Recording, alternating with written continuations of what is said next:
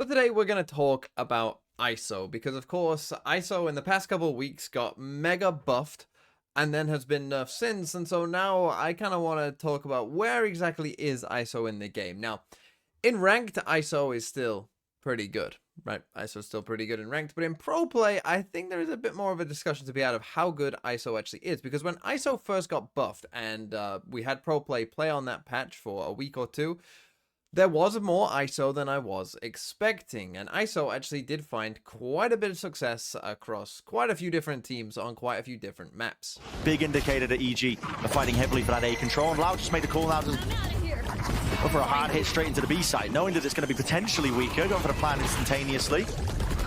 Angles are covered, vulnerable duck, hello, that's a very committed Thrash.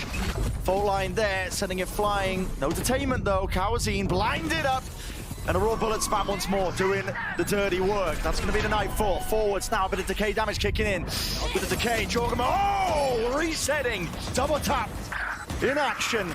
And a lot of damage done to Sadak. He's forced to back away, cowering at the side of him. Jorgamo stepping up to the challenge and more. They've overwhelmed this site now with that retake. Hero would be, this agent rather, would be playing a lot more CNET.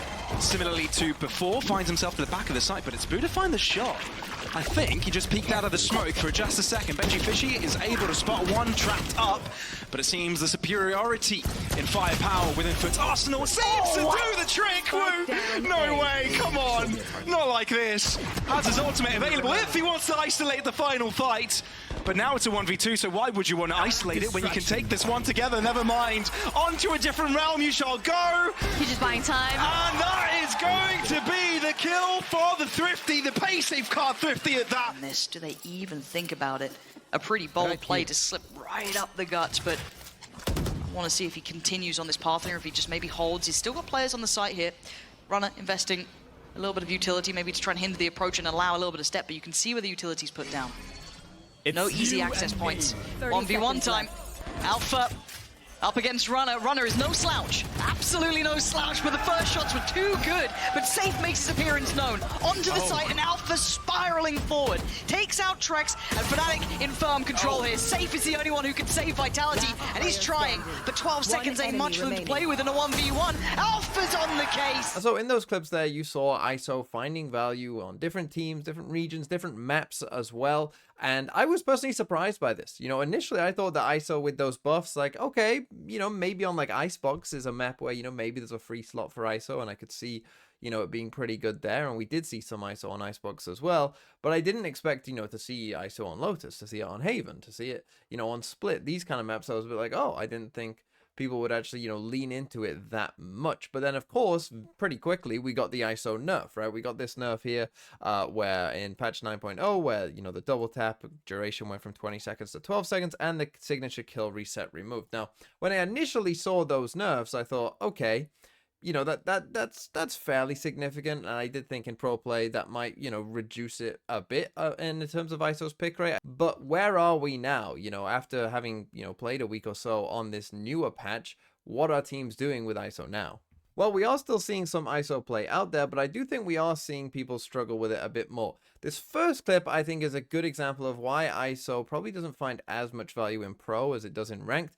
Because the first thing is there's a lot more chip damage and just spamming and good spraying in general that I think the ISO shield can sometimes just get chipped away at, whereas in ranked it probably wouldn't. Into the A site. The trap's not there this time. It's free space. Woo, good to grab one, but as the shield comes back, it goes right back down. Also examples of what you're going to see in this next clip, where in pro play we're going to activate the shield, but we're just going to time ourselves out. And this is where I think the 20-second to 12-second nerf can come in. Obviously, 8 seconds in a Valorant round is quite a long time, right? That's quite a big difference in terms of that nerf. And I think there were some moments like this that I saw as well with the newer ISO, where it just wasn't finding that same value that it might have done previously. Talking, I mean, the time and space that he's able to open up. Buzz is God. Spike planted. Well, at least right now at the start of this Icebox. I was imagining maybe go for the kill contract to deny the plant while your teammates come over, but I guess he felt that there wasn't enough cover for when he exits, even if he gets the kill. Yeah, so this one's an interesting spot here for Ban, because you look at his team, he's the only one with a rifle here, and he has his ult, right? So he's kind of in a bit of a weird spot here, right? Because he's alone kind of on the backside of B. He thinks like, okay, they're coming to B, I'm going to activate my shield, I'm going to take a fight, but then it isn't really there, and then it's like at this point, like, what do you do, right? You're the one with the rifle, you've got your ult, you could ult them at this point if you wanted to. You know, it's like an interesting choice if you want to do that. It's probably not the correct choice, but at the same time, you don't also just want to like int in, you know, and just like basically give up the round. That's not something you want to do either. So we slightly mistimed it, maybe expecting a fight. And again, if you think like we still have 8 seconds left, you know, by the time we get to this point, the rest of his team is kind of here. If he still has 8 seconds, he can probably run up to the smoke and, you know, get out here with the shield still up. Right, so there are some times like this one where I think it did make a difference. Also, I think from when the first week of when ISO was first seeing play, I think people quickly started to react and realize, like, if you hear that ISO shield whatsoever, or even if you suspect that an ISO is going to put their shield up, you can now just wait. Whereas you might not have wanted to wait 20 seconds before. You know, waiting 12 seconds, maybe that's the difference, where you feel like you can just wait and just wait for that shield to expire, and then they have a fairly useless agent. Could never. Plans to swing out, flash connecting. Ban gonna have to back off the angles. He gets the double tap shielding up, but I mean, now they can just try to wait this one out. Exactly. Now with the shorter timer, I mean, DRX just pressures him. Once they hear it, they say, all right, 12 seconds, that's cool. We still got 1 minute and 20 to work with. Shield now gone. Here comes the peek down below. And so whereas we didn't really see that too much from the first like week of when ISO was seeing play, in this more recent time with ISO, I think we have started to see those moments a bit more. And obviously that's partly the nerf, but also partly people probably just realizing that it's just not worth it to take the duel with the ISO with the shield. And if you just wait it out, you know, it's probably worth to just wait it out. And now you have an agent that barely does anything.